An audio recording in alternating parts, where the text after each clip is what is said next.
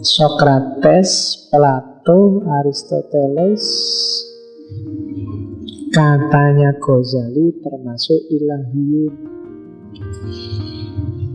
Filosof yang mengakui Tuhan itu ada.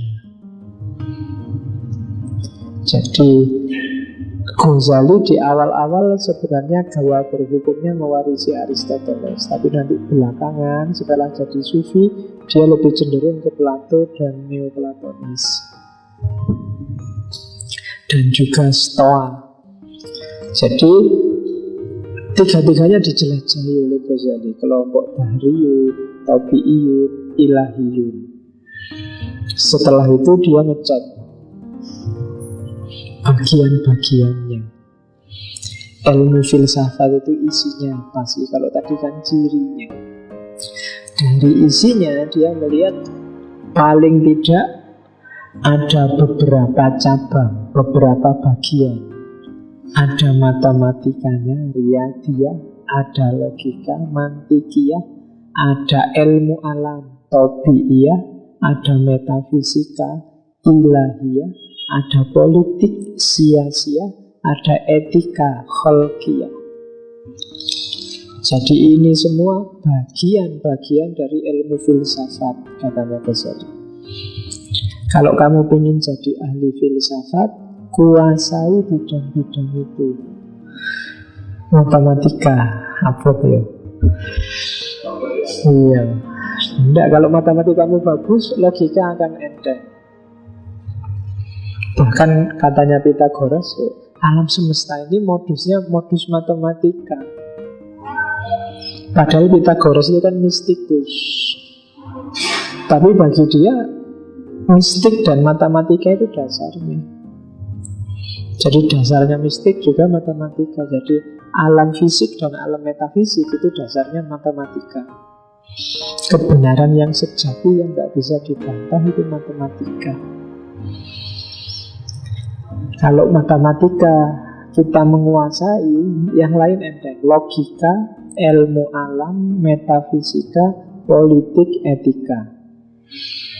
Kuasai ini, maka filsafat lebih mudah dipahami, katanya Ghazali. Karena ini bagian-bagian dari ilmu filsafat.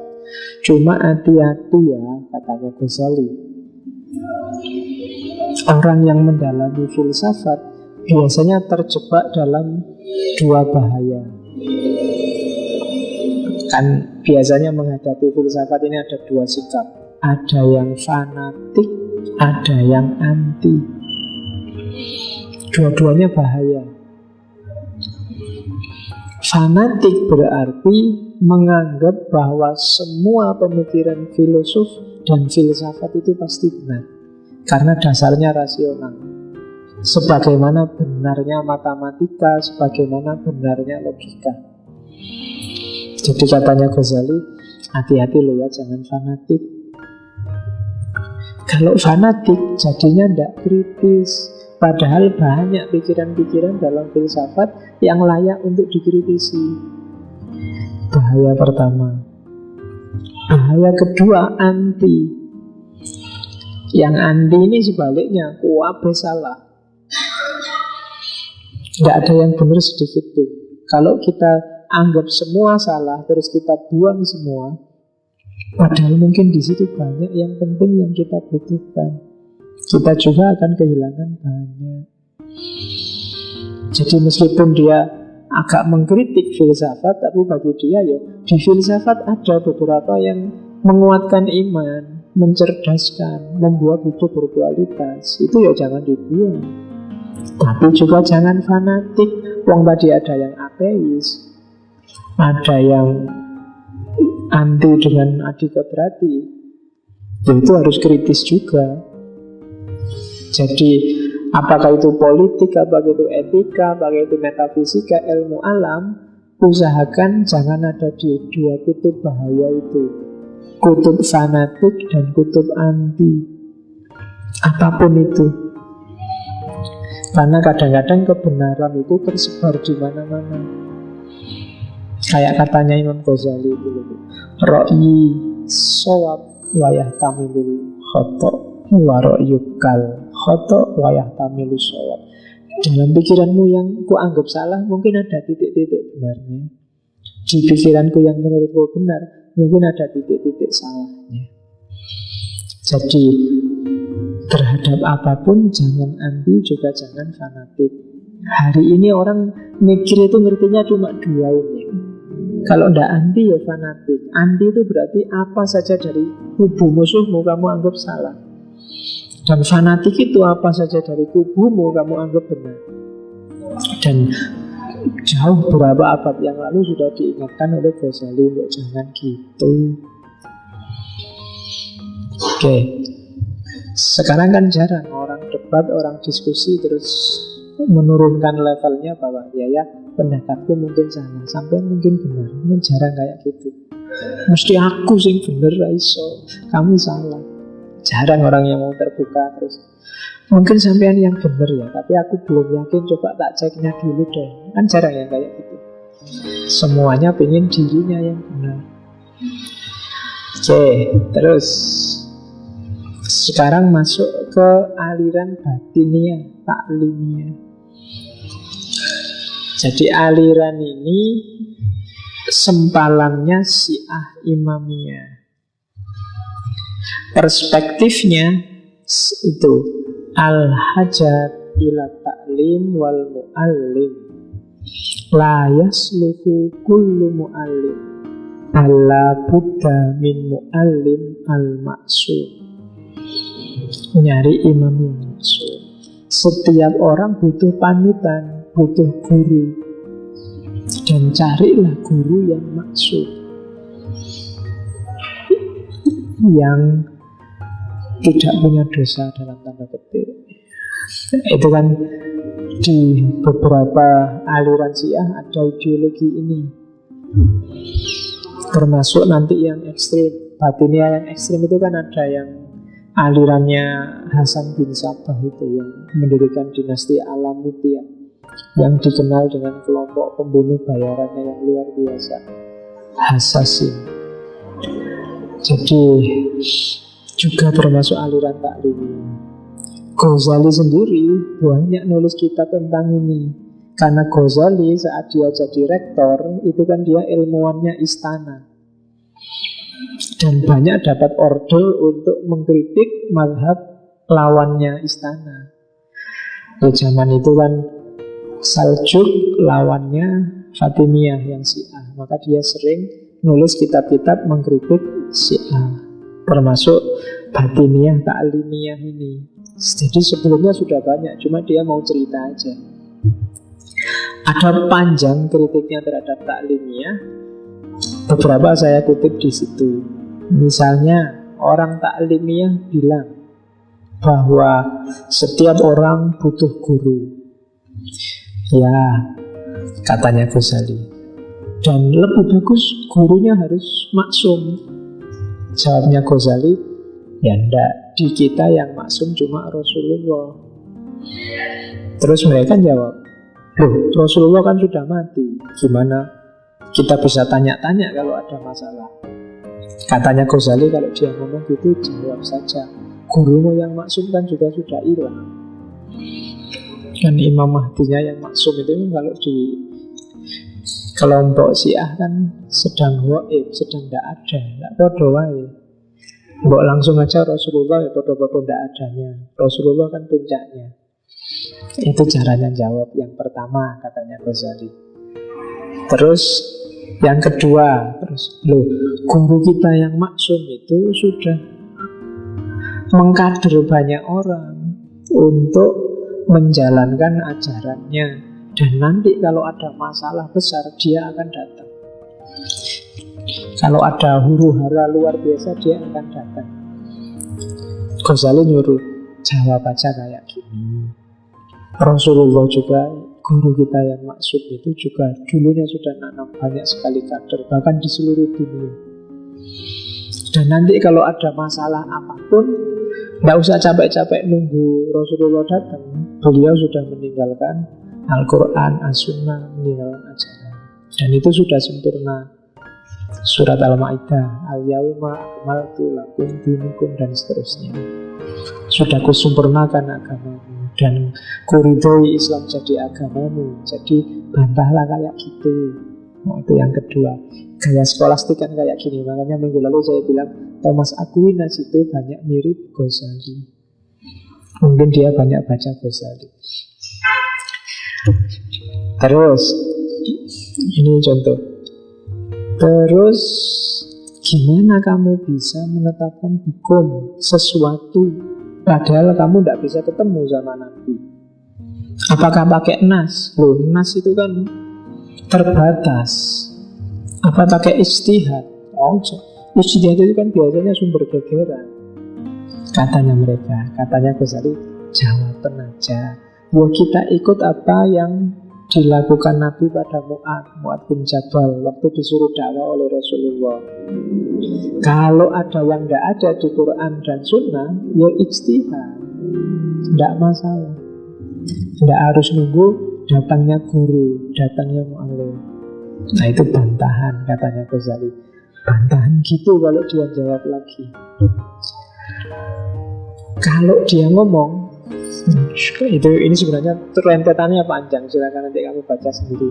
Ini kan urusan kecenderungan hati, urusan pilihanku dewe. Kamu gak usah cerewet.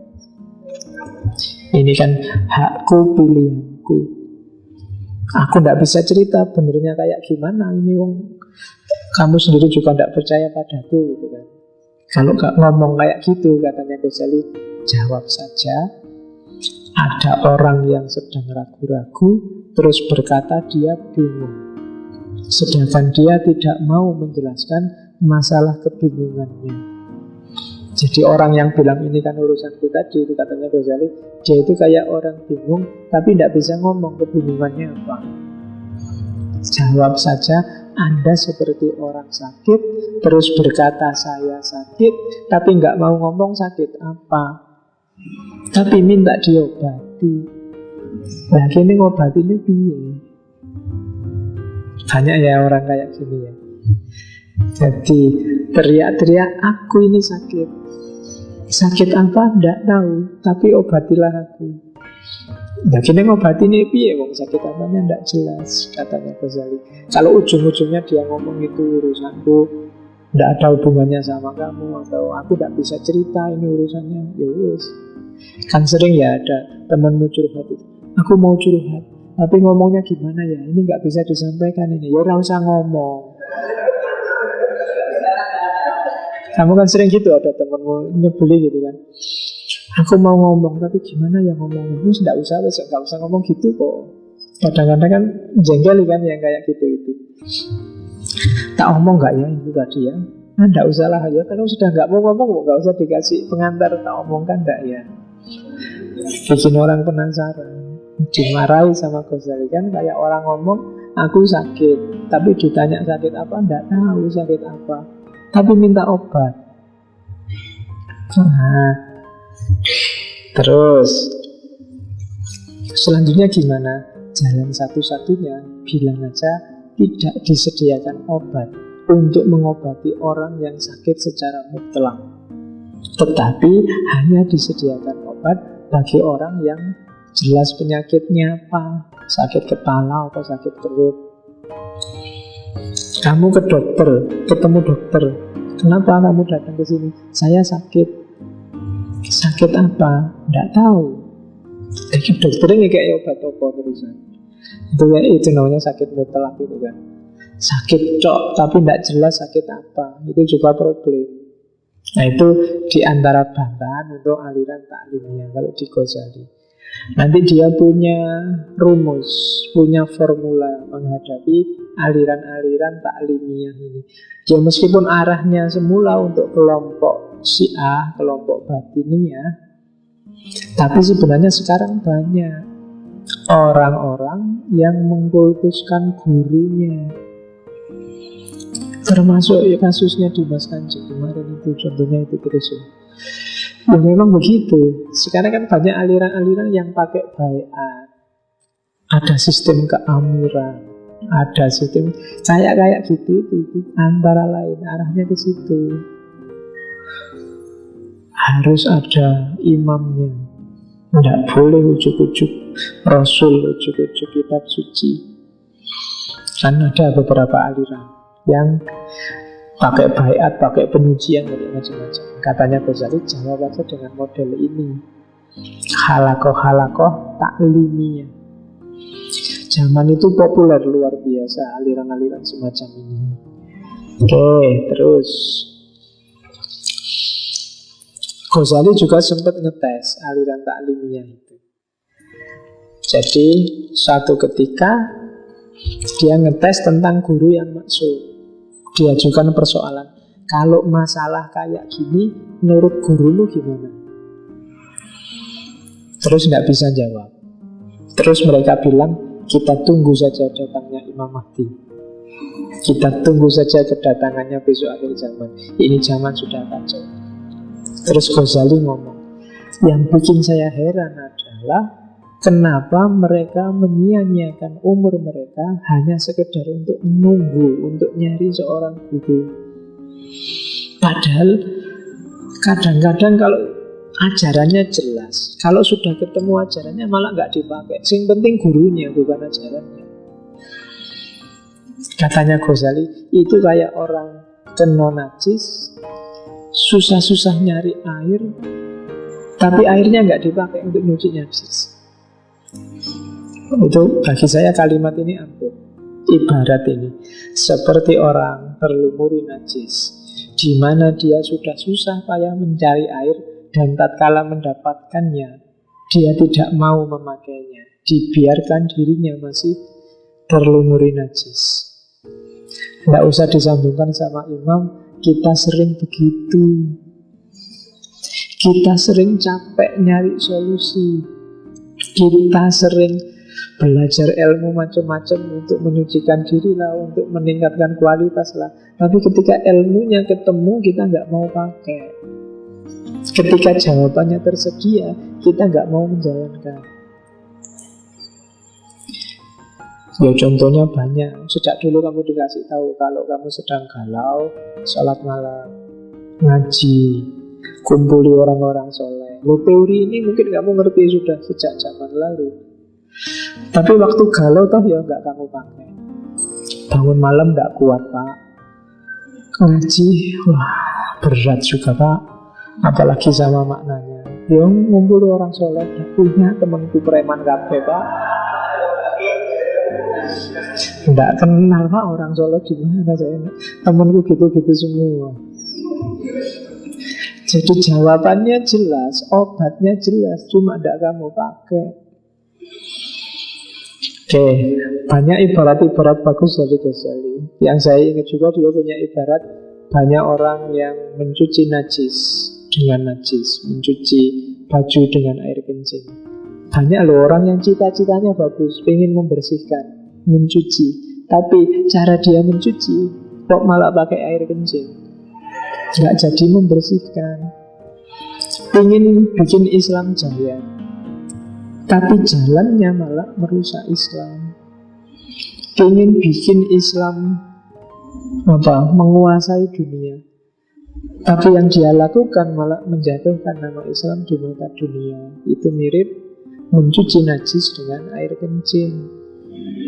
Mencucinya bagus, wong mencuci najis, tapi kok pakai air kencing, ya tambah nemen najis. Nah itu analogi-analogi khas Ghazali. Oke, jadi hati-hati dengan taklimnya. Barulah kemudian masuk ke idolanya Ghazali, tasawuf. Ghazali kecewa dengan taklimiyah, Ghazali kecewa dengan beberapa pikiran filsafat, Ghazali kecewa dengan gayanya kalam. Sekarang dia masuk ke tasawuf. Dia baca banyak sekali buku, di situ disebut. Ada Kutul Qulubnya Abu Thalib Al-Makki, ada Mufarraqat Al-Maksurahnya Al-Junaid, kitab-kitabnya Sibli, Abu Yazid Bustami, Haris Al-Muqasibi, dan lain sebagainya. Dihabiskan semua oleh Ghazali. Tapi setelah itu dia, nah kalau cuma baca kitab tidak dapat apa-apa. Dia sadar ternyata Tidak menyelesaikan masalah ngerti ilmu tasawuf. Ternyata pengetahuan dalam tasawuf itu tidak terletak pada teorinya, tapi pada aplikasinya, amaliyahnya. Kalau bahasanya orang Jawa, ilmu itu kelakonnya kanthi laku, harus ada lakunya. Kalau cuma dibaca kitab-kitabnya sufi, gunanya apa? Dari situ dimulailah fase uzlahnya Ghazali. Jadi membaca kitab sufi sebanyak itu bagi dia ternyata nggak ada gunanya. Apalagi kita kan sufi itu suka bagian yang karoma-karoma, wah iso jalan di atas air, bisa itu kan yang kita senangi gitu, apalagi yang itunya. Bukan itunya katanya Ghazali, amaliyahnya, bahkan bukan teorinya. Sekarang mungkin keren kalau kamu ngerti teori-teori tasawuf, kamu ngerti syair-syairnya, kamu ngerti gaya ya apal. Cuma bukan itu tasawuf. Kalau hanya dari itu kamu merasa sudah sufi, anak kecil yang apal juz amma, apal sholawatan, apal itu mungkin lebih sufi dari kamu. Kalau kamu tidak apal apa-apa. Ya kan, kalau parameternya itu levelmu masih belum apa-apa, katanya Ghazali. Meskipun kamu sudah menghatamkan hikam, menghatamkan kitab-kitab tasawufmu, harus ada lakunya, harus ada suluknya. Itu yang bikin Ghazali galau berbulan-bulan. Jangan-jangan dia ingin memutuskan segera uzlah, tapi kok godaannya banyak. Dia sudah punya anak, punya istri, pejabat tinggi negara. Posisinya ngalah-ngalahi Perdana Menteri, ngalah-ngalahi para pejabat zaman itu. Hatinya bilang bahwa jangan kesusu, umat masih membutuhkanmu. Jangan kesusu, ini masih banyak yang butuh dirimu, ngambil manfaat darimu. Terus begitu dia galau.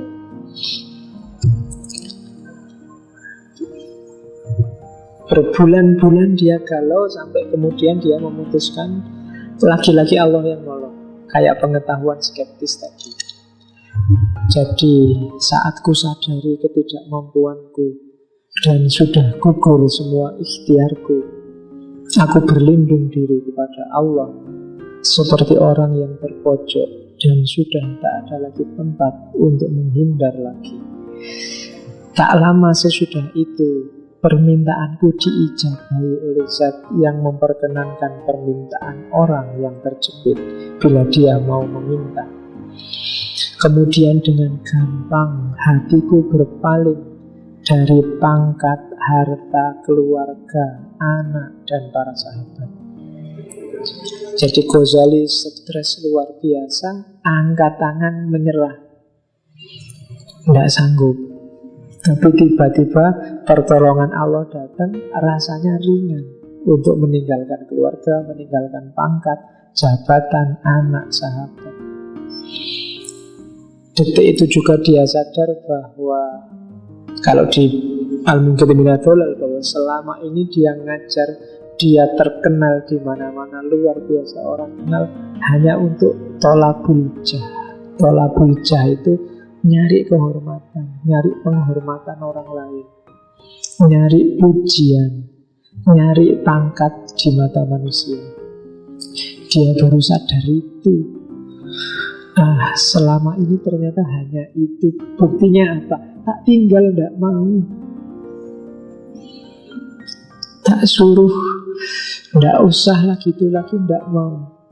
Berarti ada keterikatan dunia. Hanya nyari pangkat, nyari kehormatan selama ini. Dan hasilnya hanya stres semacam ini.